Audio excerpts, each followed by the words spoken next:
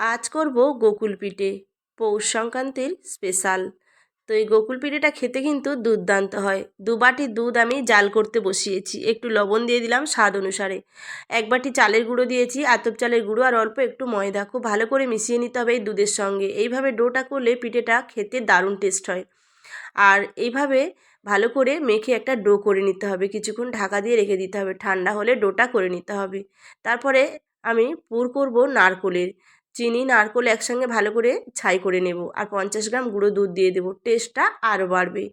আর এইভাবে বেলে গ্লাস দিয়ে কেটে চারিদিকে জল লাগিয়ে আবার ওপর থেকে একটা চাপা দিয়ে হাত দিয়ে মুড়ে মুড়ে আর এইভাবে ডিজাইনটা করে নিতে হবে। এইভাবে হাত দিয়ে মুড়ে ডিজাইনটা করে নিতে হবে।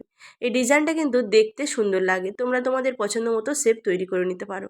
একটু তেলে ভেজে নিলাম, তারপর দুধের মধ্যে ফুটিয়ে নেব। তোমরা না ভেজেও ফোটাতে পারো, দারুণ খেতে লাগে বন্ধুরা। রেডি গোকুল পিঠে।